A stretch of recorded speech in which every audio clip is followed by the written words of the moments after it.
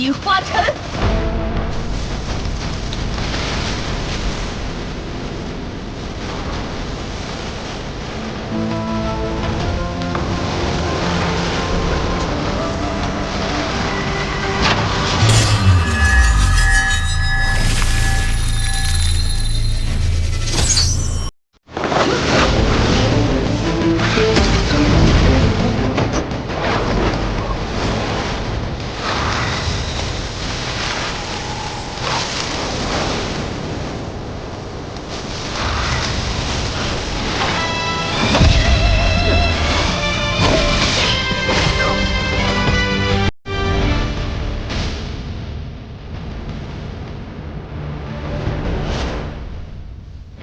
好端端的弓手，不去战场上锻炼，将你的能力发扬光大，偏做暗杀这种小人行径，死了活该。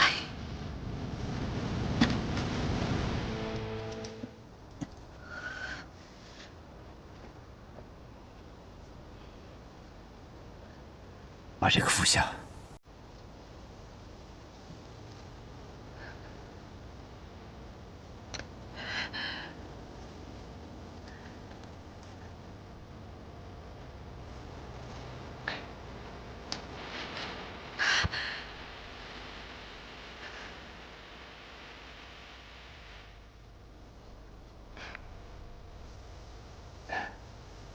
你来了。我来了，我来救你了。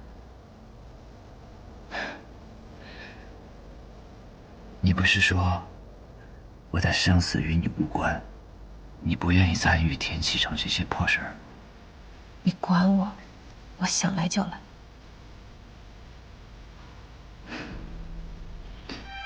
当年我们杀入泰安殿的那一夜，特别今日凶险多了。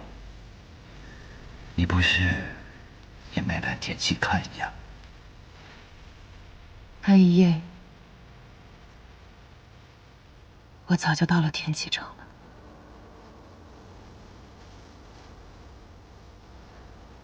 我在你身边安插了奸细，只要你遇到危险，他发出令箭，我就会提剑杀入魂宫。管他什么秦王、景誉王、泰安帝，我若提剑而出，那你就得跟我走。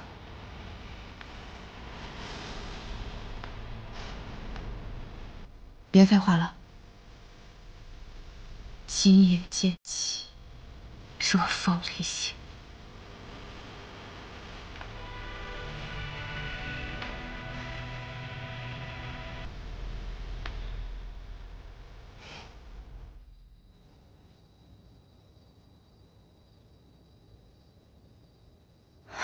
雨魔姐姐，你醒了。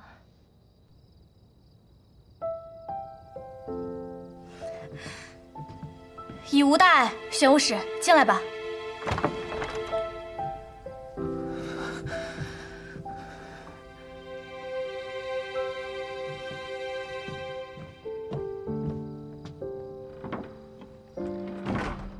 上一次受这么重的伤，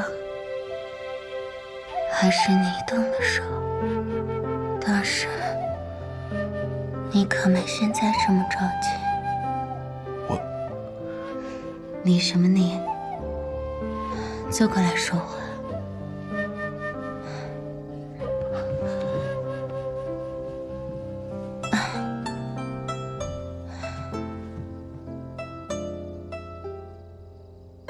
还是像个巨嘴葫芦。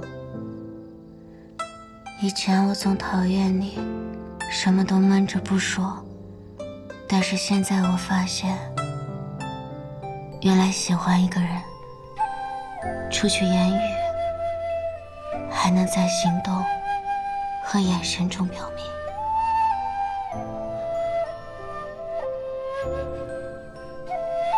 经过这一遭，我也算是确认了你对我的心意。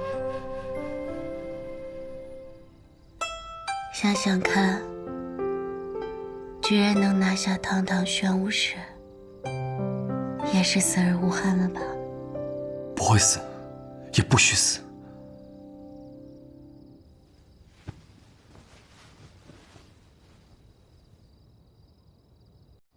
这次天启之图，让我更加明确我们身上背负的责任。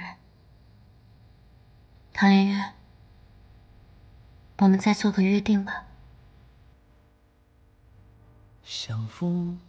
当你我完成身上的使命，你不再是玄武石，我不再是暗河道，我们只是唐圆圆和沐雨墨的手。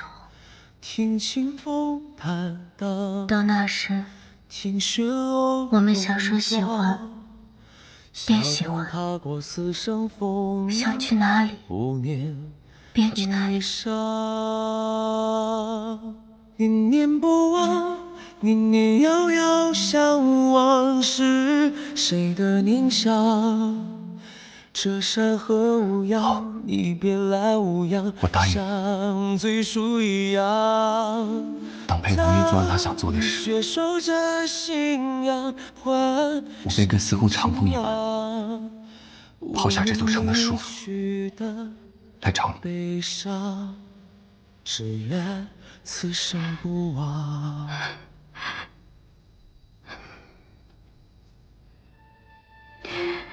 你走吧，天启城和琅琊王都很需要你。相逢唯愿最初目光，一如过往。快去吧。不问世间悲欢，只诉愿望。听清风坦荡，听雪落戎装。笑谈踏过死生风雨，初次见你时，弄坏了你的面具，一直想再陪你一个，但总找不到合适的时机。而且，这山河无恙，你别来无恙，像最初一样。而且什么？我不希望你再戴着面具，不希望你再隐藏自己的身份。我希望你能自由地走在阳光之下。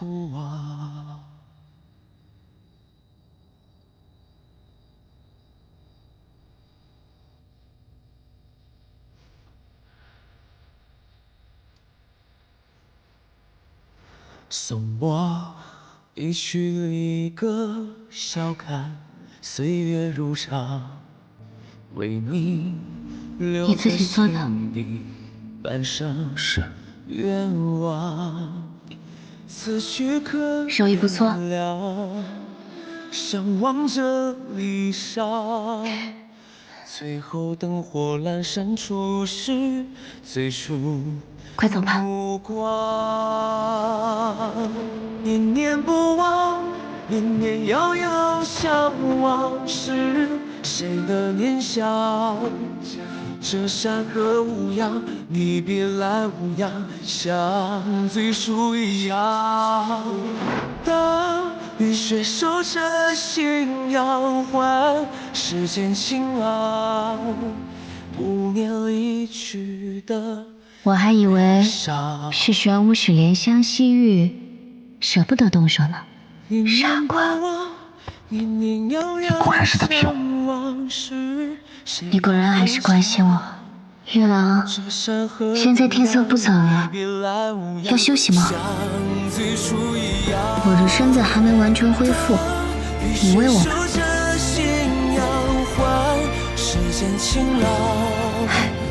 无念离去的悲伤，只愿此生不忘。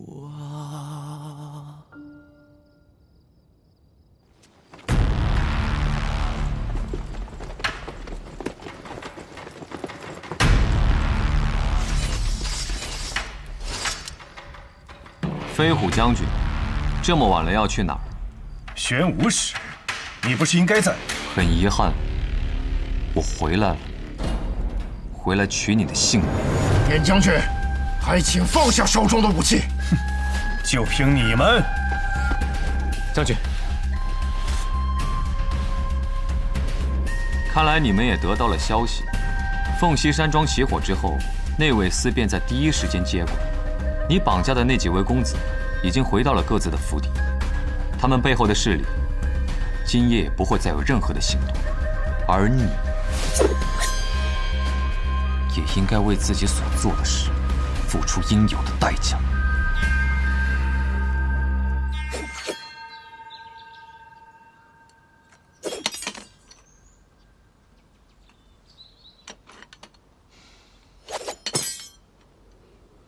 真是烦人！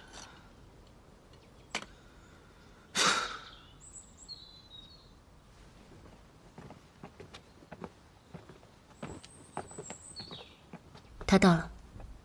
4天过去了，希望连月使给我一个满意的答案。首先，卓青大剑死了吗？我当时确定已经重伤他，但他应该还保留一丝气息。本来我想最后补上一招，但当时出了一些状况。后来我去找他的时候，他的尸体已经不见了。我们推测，应当是被他的徒弟景轩带走了，但是死是活，暂时也没有答案。罢了。好，第2个问题，筹谋这一切的大皇子萧勇会受到什么样的惩罚？那夜的天启谋乱，飞虎将军典业已经认下了所有的罪责。你们的陛下就这么算了？还是说，琅琊王根本就是个摆设？自然不会。萧勇也自知，无法这么简单从这场谋乱中抽离出来，所以上书请罪，认为典业犯罪，自己也有过错，便于青天剑禁闭，放弃皇子身份，终生不涉党争。只是如此吗？琅琊王呢？他认可这个结局吗？王爷不认可。他上书参了大皇子，并附上了大皇子参与谋乱的证据。但是第2日，陛下就准了萧勇的请求。王爷进宫求见，陛下并不简单。那封龙凤卷轴还没有找到吗？没有，似乎已经有人先我们一步拿走。那位司会就此事继续展开调查。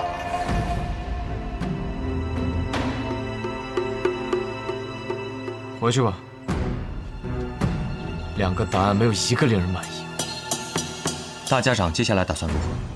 我等苏沐雨醒了再说。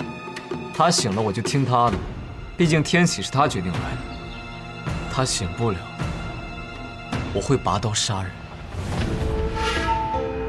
萧勇要死，琅琊王也要死。走吧。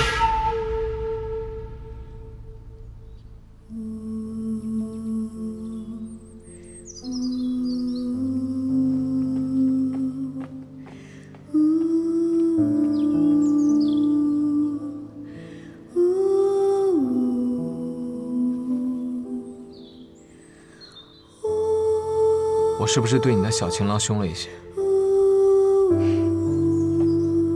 同你往日比起来，还是温和了些。与你的心上人一同经历了一场生死，怎么感觉你好像并不开心？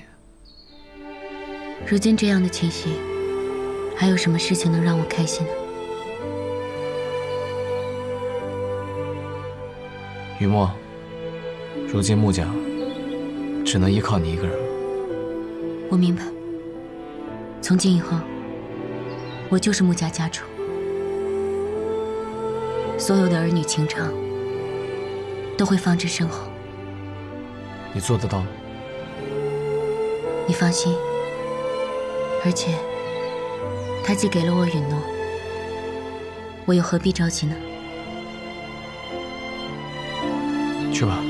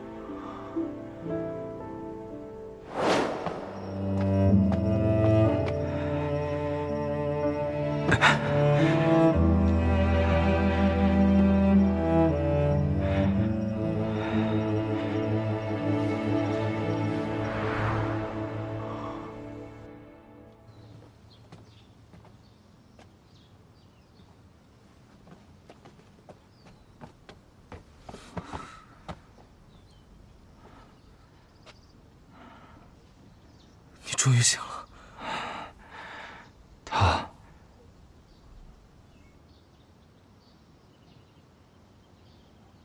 白鹤南飞，淮水相望。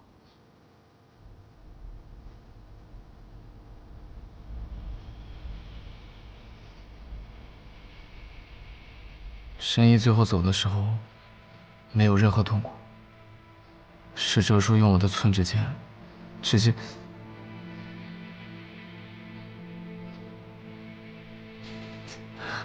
你知道的，哲叔向来干净利落。神医还没有感受到任何痛苦，就已经结束了。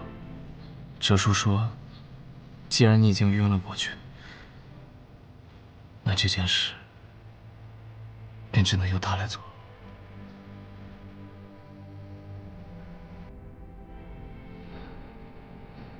他们等了你2日，可你一直没有醒来。哲叔会先把尸体运回药王谷，以后每年清明、忌日，他们都会在药王谷给你准备一壶酒。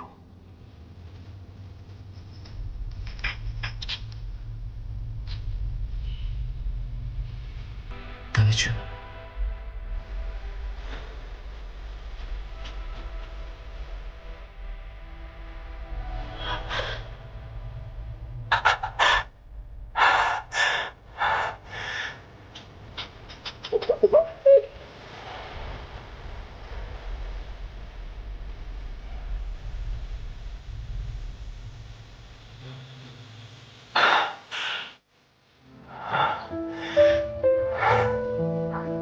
叶雅呢？据玉魔所说，应当是被火凤来意给烧死了。逍遥呢？他认了罪，但是他这条命被他的皇帝父亲给保下了，只是去了青天见官金匾。琅琊王问我你的决定，我说等你醒来，便听你的。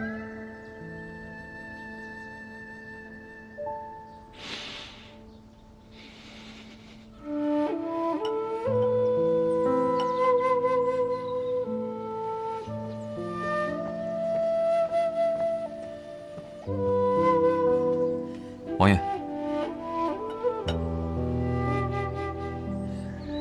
苏沐雨醒了吗？还没有，我只见到了苏长河。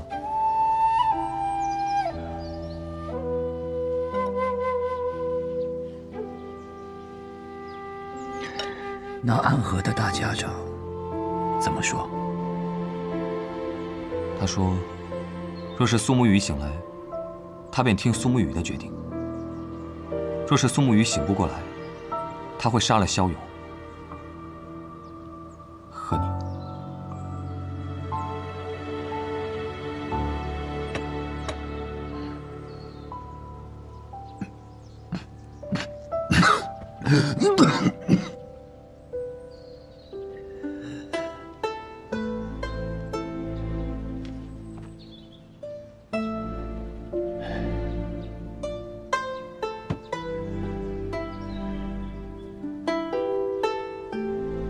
或许不需要等了他拔刀了。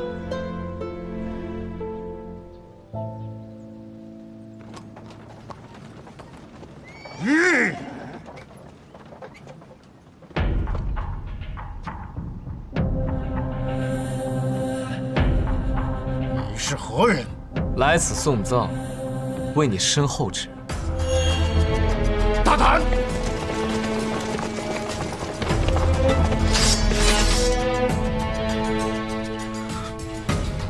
大胆吗？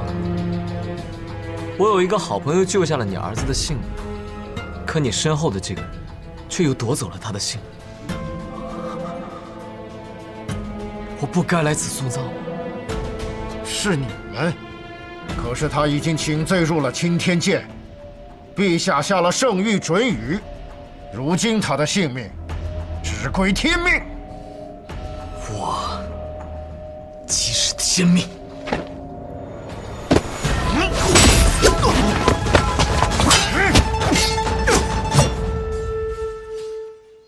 殿下打算去关禁闭吗？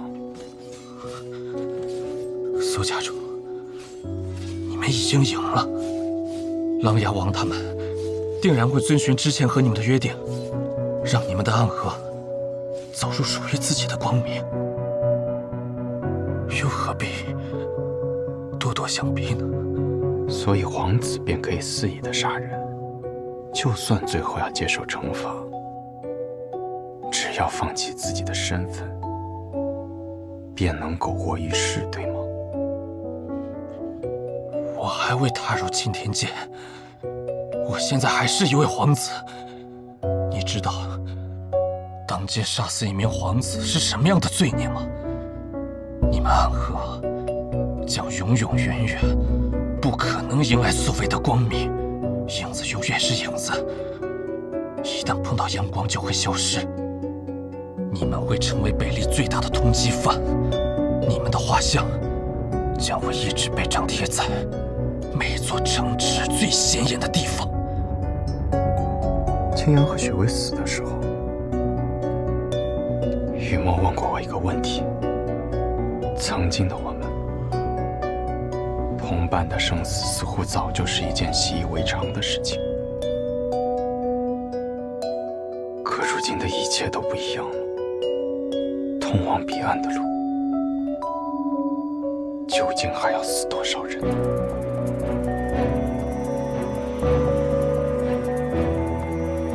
我有我的选择，为神医，为青阳，为雪薇，为每一个因你们操控而死的同伴复仇。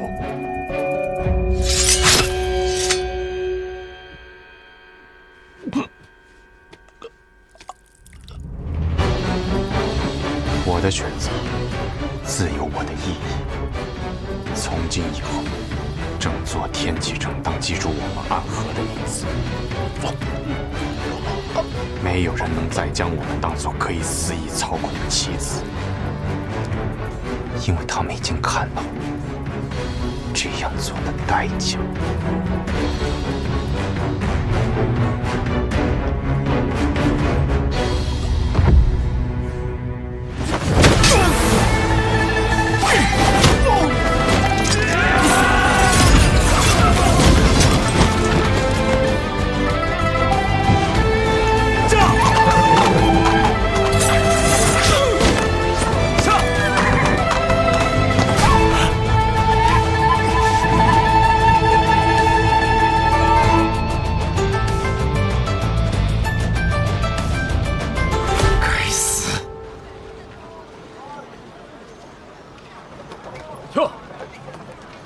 停！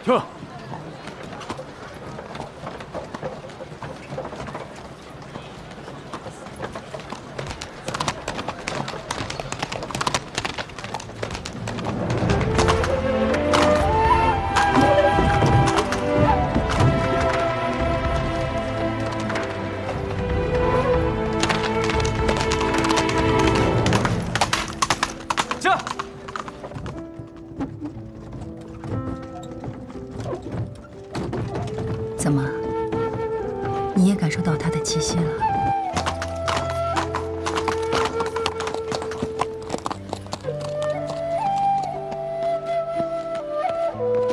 在干什么？没什么。这。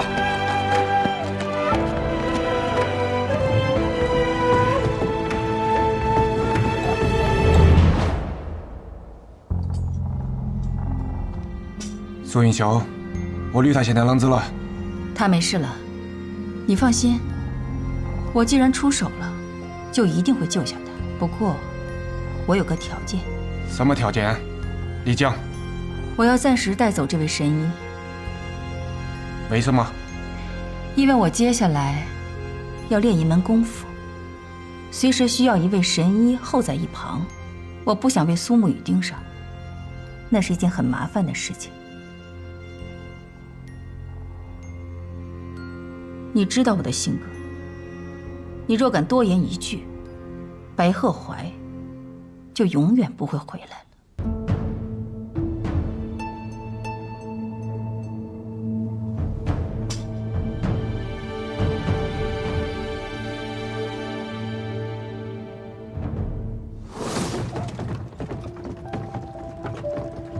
你说，苏沐雨未来会变成什么样子呢？真是令人好奇呀！在看到了无限接近光明之后，又坠入永无止境的黑暗。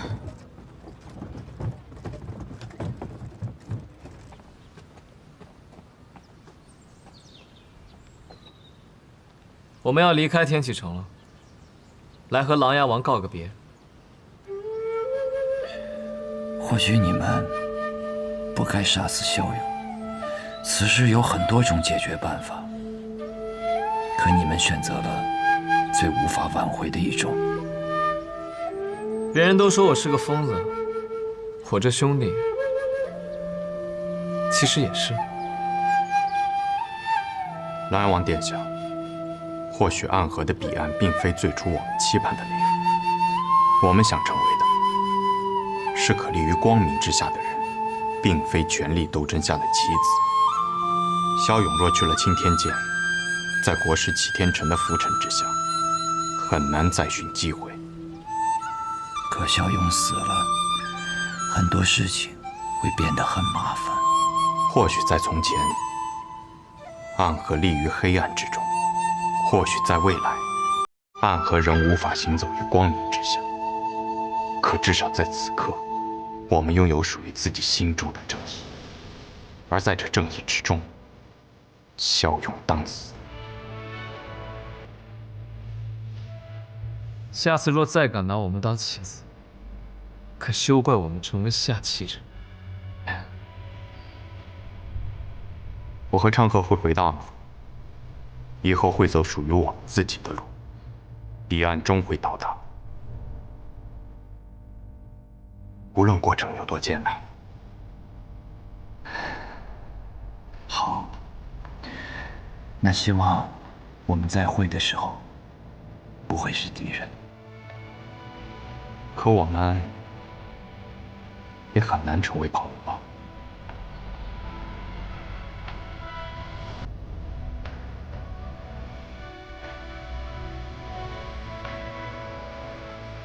走了。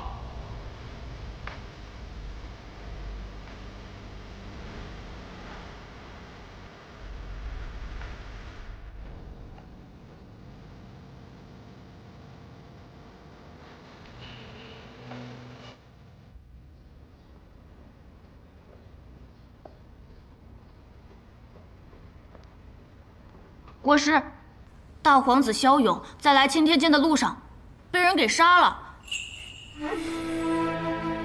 谁动的手？我只见过其中一人，当年来过青天剑之外，被国师您一道皇符给打退了。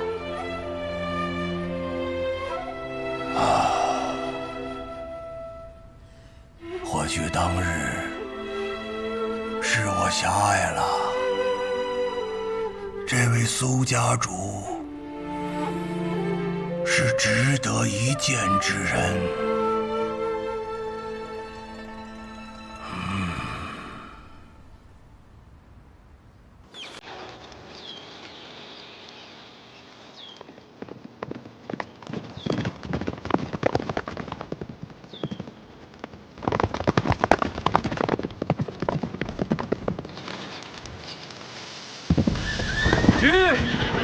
咦？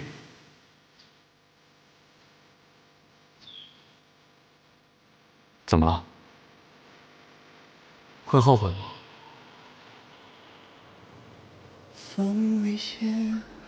我们努力了这么久，可那一剑之后，还是回到了原点。琅琊王帮不了我们的，他马上就要死了。他想在死前为自己在意的人铺好路，可是他所在意的那些人，要走的却是和我们截然不同的路。这天启城的大乱才刚刚开始。不过，那和我们暂时没有关系。的世界有难舍的执念，兴许将自己丢却。还好有爱人间半年月。曾有一极地地狱，可见光明。这。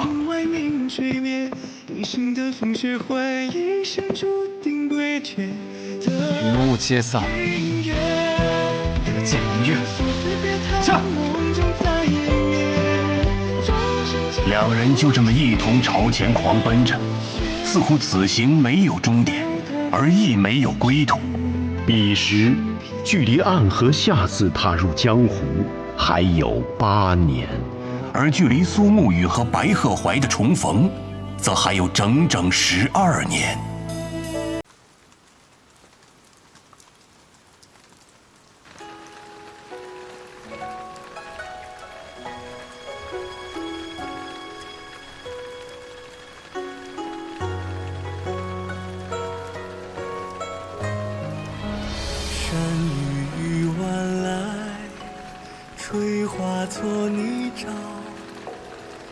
赵岩，让我自己单独待一会儿。好。明轩高，哪有路可挑？奈何有挥剑出鞘。剑上暮雨潇潇，伞下潭中月照路迢迢。尘沙扬，剑上挑我刀光你落脚。即便要独一人过风暴，霜雪难一角，也知不远处有借我的春宵。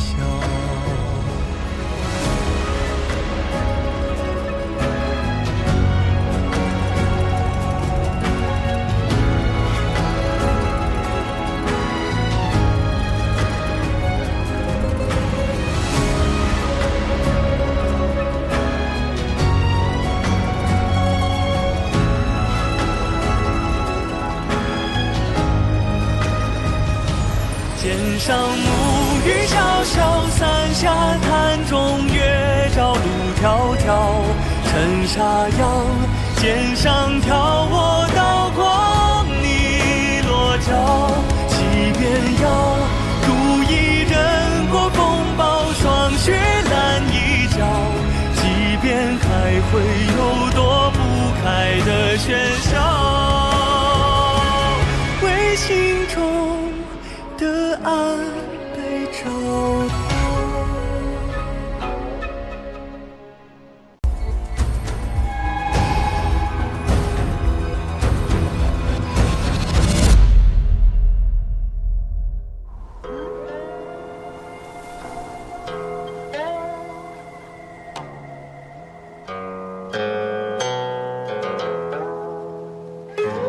白雪却嫌春色晚，故穿庭树作飞花。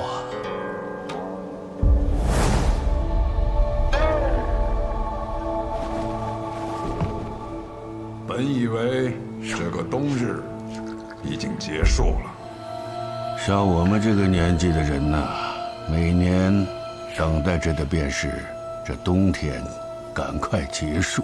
可偏偏冬日已逝，又下了一场雪。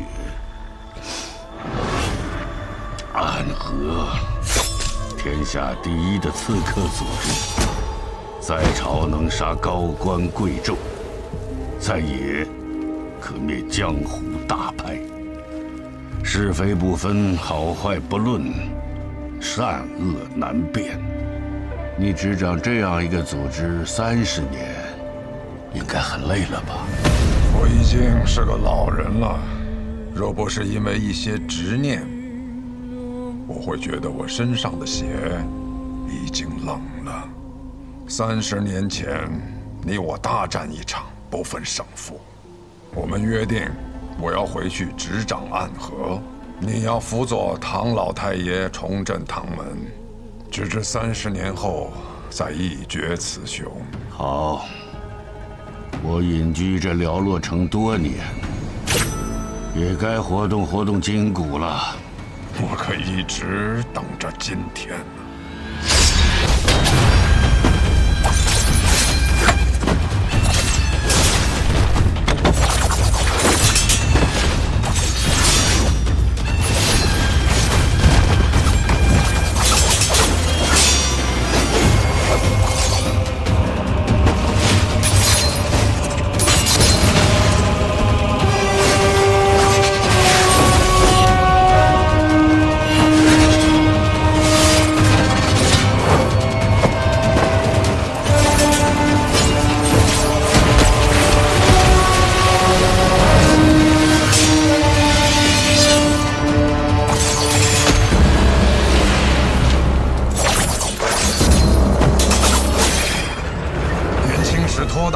徒手接过孽魅暗器，差点被毒死，我可不会再上当了。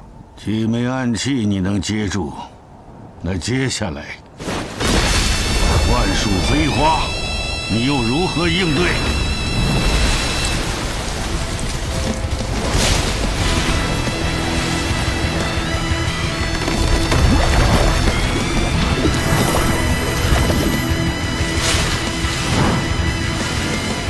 一招万树飞花，许久没有如此尽兴的一战。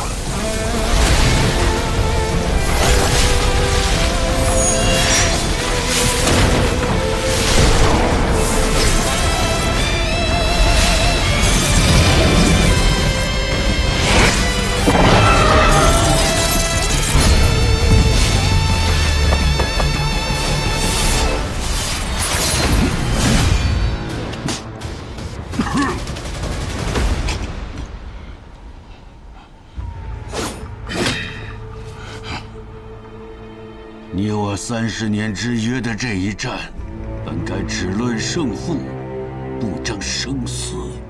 于杀手而言，没有胜负，只有生死。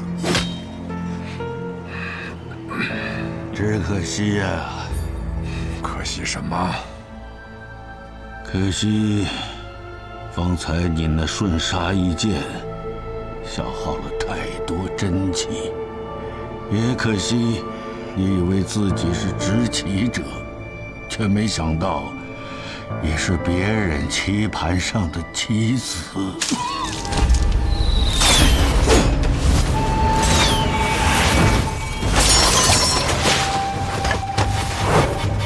罗玉，不是跟你说过这是我自己的事，不用你插手吗？有人想趁你和唐二老爷决战之时，对你不利。一石二鸟。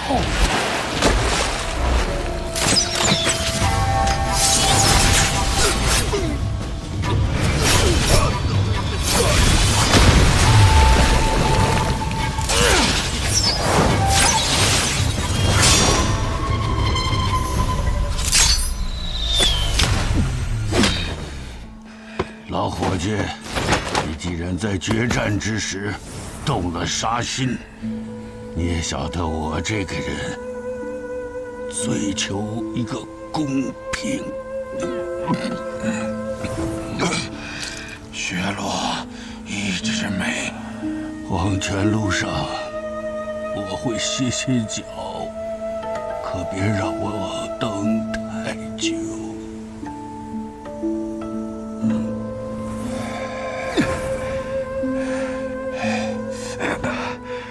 大校长，我们立刻回安河，找我们家最好的药师帮你疗伤。不能回安河，苏母、谢，你说他们三家等我受伤这个消息，等了多久了？刚才那些暗算我的人，根本就是他们的人。可，去钱塘城，我在那里有一个故人，是药王辛百草的小师叔。找到他，他叫白鹤怀。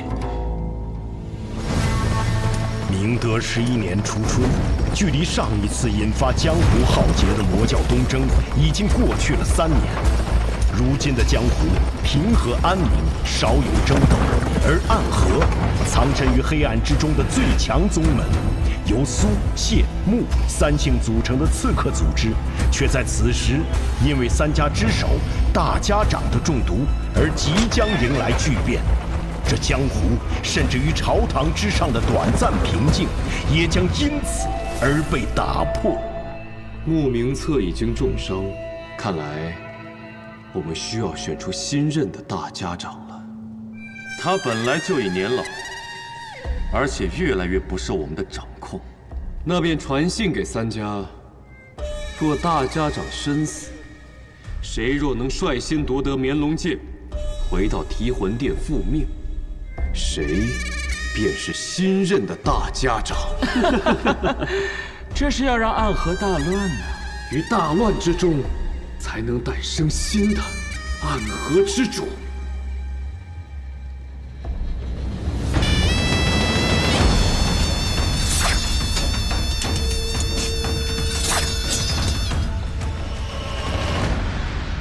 白鹤药府到了。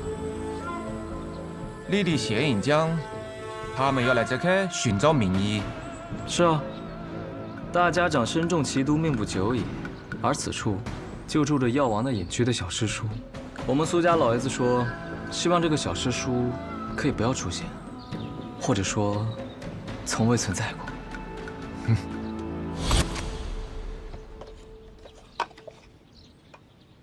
别人都是一口槟榔一口烟，飘飘欲醉做神仙。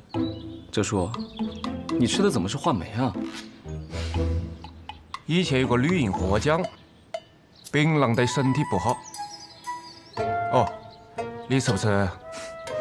我就不吃了。哼。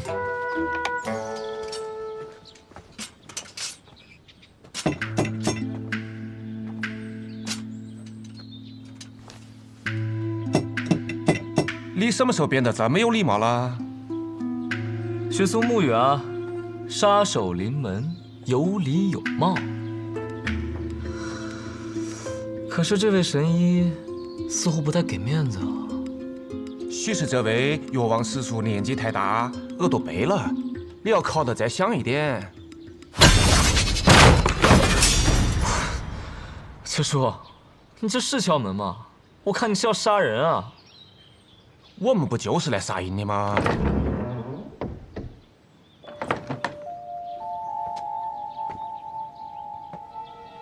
谁呀？敲门敲得那么大声，耳朵都要聋了。姑娘，敢问你家老先生是否在府上？我家老爷他出门巡诊去了，要不我帮你们去找找他。那便麻烦姑娘了。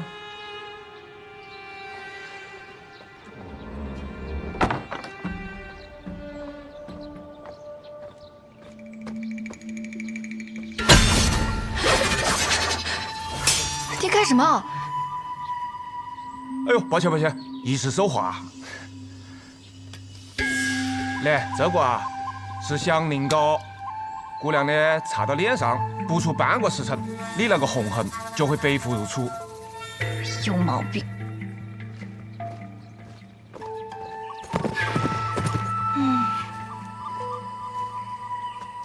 可以药蛇追踪的香凝膏，这种小伎俩也想骗过我？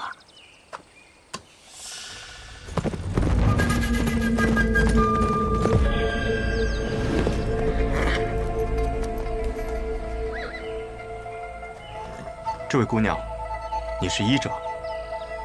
怎么？难道我看起来不像吗？抱歉，无意冒犯。公子，可是要问路啊？姑娘慧眼，想问姑娘，附近是否有处药庄？名为白鹤。公子是要看病啊？我医术不错，我来看便是啊。家中有人得了重病，点名要找白鹤药庄中的神医，多谢姑娘好意。那你怎知道我不是白鹤药庄中来的呢？莫非姑娘是？那自然是。烦请姑娘速速带我去见你师父。我师父，他暂时来不了这里，但是他和我说过，有贵客来访，从很远很远的地方来，想来就是公子你了吧？他让我先行随你前去。冒犯了，我需要赶时间，还请姑娘上马。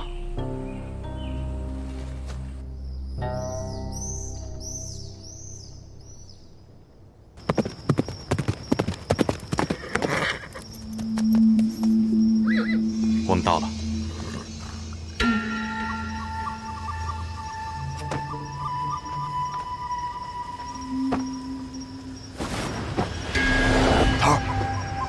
桃儿，你来的正是时候。大家长那边好像出了些问题。神医呢？我这么大一个活人站在你面前，你怎么就看不见呢？这姑娘是神医？不是。那我走了。姑娘莫怪，这是神医弟子，过来帮他师傅看一下大家长病情。姑娘，请随我进去。嗯。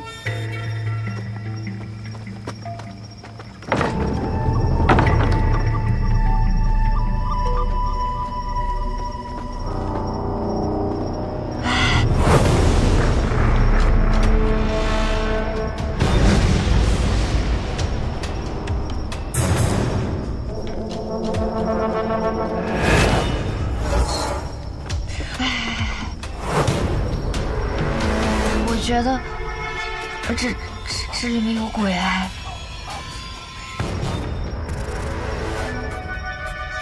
姑娘莫怕。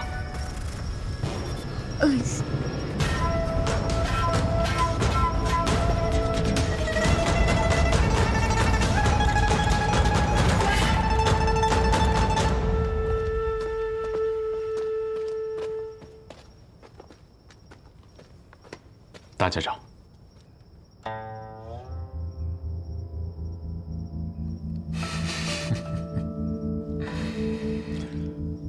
上次我见你的时候，你还是个流着鼻涕的脏孩子。我上一次见大家长时，大家长还是一个随时会准备拔刀的杀神呢。现在也随时准备着拔刀，不过头发白了而已。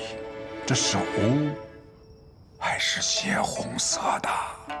行了，先诊脉吧，看看现在的大家长还能不能拔出刀来。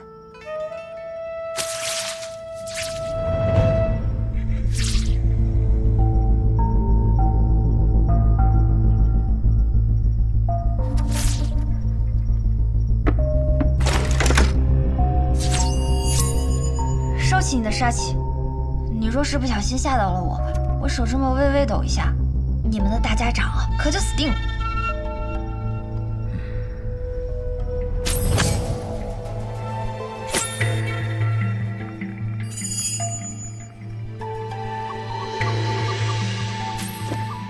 许了一枝梅。没错。你怎么做到还活着的？我的魁替我挡住了那一枝梅，我只种了半朵梅花，还能勉强撑着。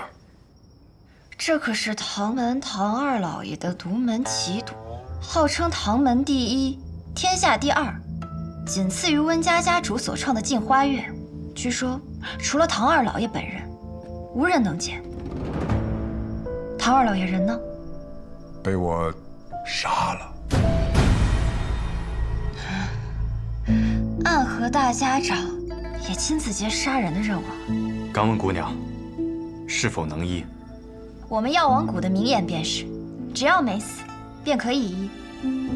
只是，姑娘有何需求，但说无妨。就等你这句话了。医当然可以医啊，只要银子管够。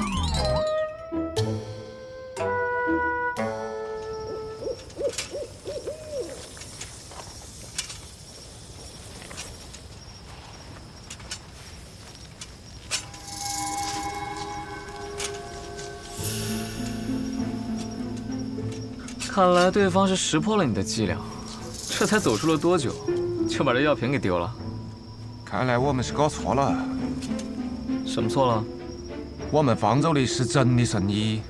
还好，我也做了些准备。哦。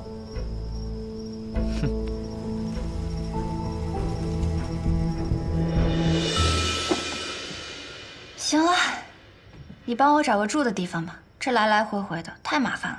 不让你师傅再来看看了？我师傅，他早就入土为安了。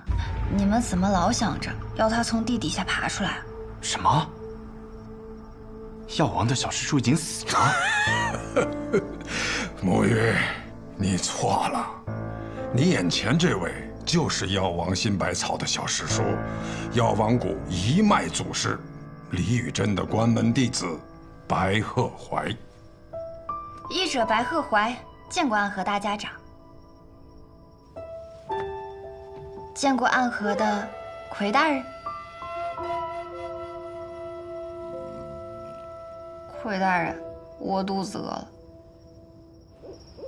神医见谅，行走在外，难有什么珍馐佳肴，只有这个了。无妨，有的吃就不错。 总比在药王谷吃我师兄煮的药膳香。你是不是很好奇，我是如何看出来你的身份的？既然神医与大家长是旧识，想必也听说过我们。小时候啊，师傅为了哄我好好学医，便给我讲故事。他的故事里呢，经常出现一个叫做暗河的组织，由苏、谢、穆三姓家族组成，他们的统帅者便称作大家长。 大家长座下有直属刺客团诸营，其中最强的12人以地之12校为代号，而他们的统帅者便是魁。今日我见到的这些人，他们以生肖为面，唯你戴血红恶鬼面具，随侍大家长左右。你不是魁，还能是谁？神医对我们的了解，比我想象中更深。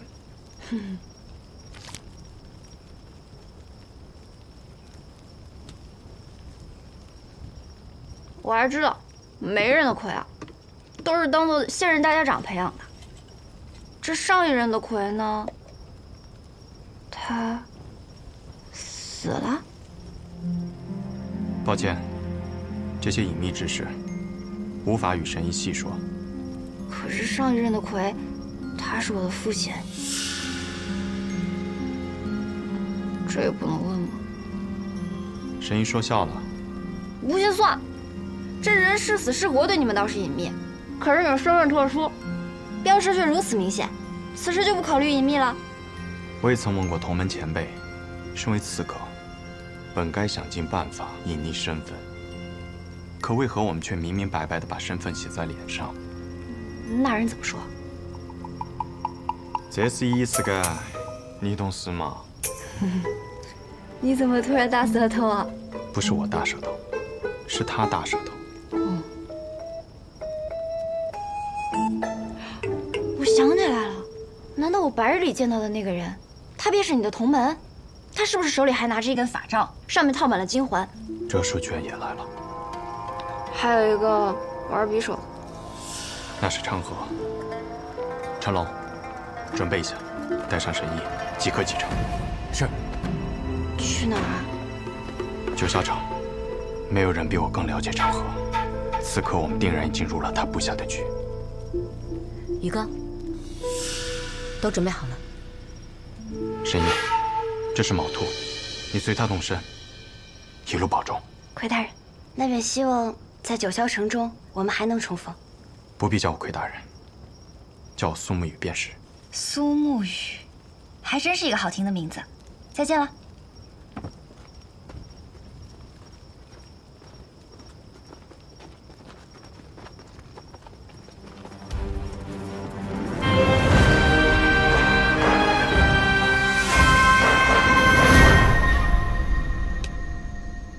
你讲的准备就是在这边等啊。谢家的刀，穆家的鬼，每一个都蠢蠢欲动，而我就不一样了，我很懒的，不如就跟在那些勤快的人后头，虽然会慢上几步，但永远不会迟到。你透露了点消息给他们，他们两家都陪你来这去了。哼，真是个狡诈的小子。老爷子派出你，是铁了心要上位啊。唉，最聪明的我和最强的你，这书曾经暗合第一高手，上一任魁大人。哼。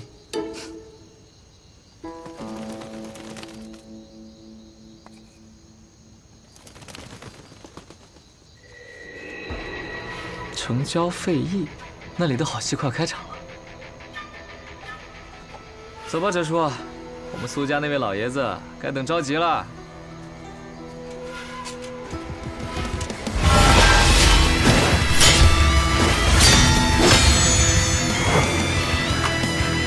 不愧是大名鼎鼎的直三鬼。此线为界，还请二位不要逾越。谢家的紫靴鬼和刀阎罗不应该出现在这里。没劲，倒是被你一下子看穿了身份。不过我们家主听闻大家长受了重伤，心中十分焦急，想着赶快将大家长接回总堂来疗伤。大家长无碍。大家长是否无碍，还请容许千机与大家长见一面，再予以确认。不然我就这么回去了，不好交差啊。你不好交差，与我有何关系？你不想让我们与大家长相见，是否是自己意图不轨，不想让我们及时救治？是个不错的理由，但这个理由想要成立，只有一种可能：杀了你。没错。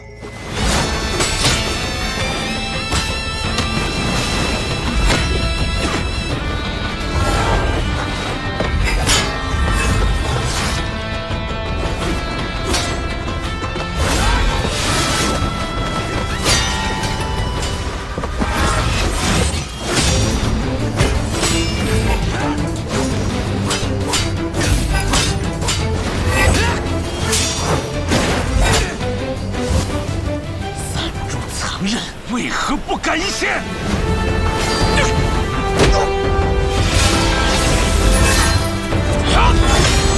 谢家的风舞一之刀，不错。死！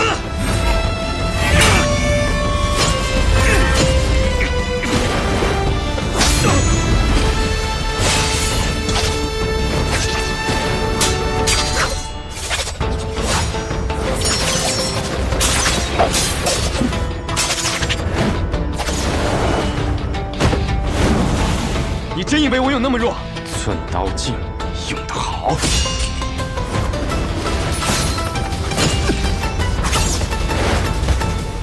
回去告诉你们家老爷子，若及时收手，那么这段时间的事情，大家长可以装作无事发生；若继续这般执迷不悟，就别怪我们朱隐无情了。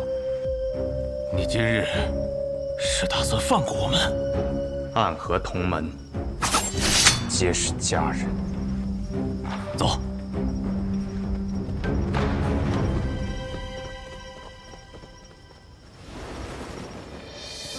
你来了。你好像看到我不是很高兴啊，我的魁大人。我知道你迟早会到，却还是希望可以晚一点。老爷子让我给你带句话，你是苏家的弟子。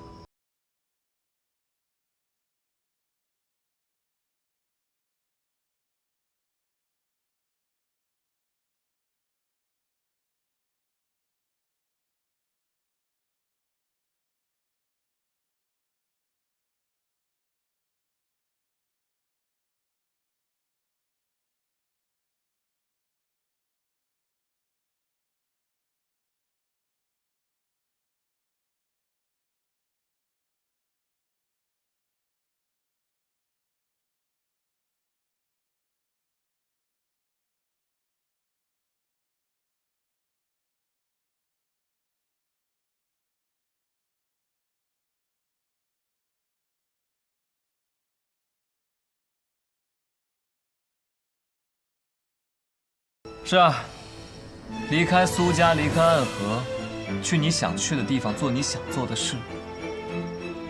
你知道呢，暗河从未有过这样的先例，而我们那位老爷子，愿意变通。若我拒绝呢？我们姓苏，在苏家生活了这么多年，而你申为魁跟着大家长也不过几年，你跟他的情分能有和苏家的深？我不管你的想法究竟如何，如今我是魁，我的职责便是守护大家长的安危。任何事，任何条件，都必须在这件事的前提下。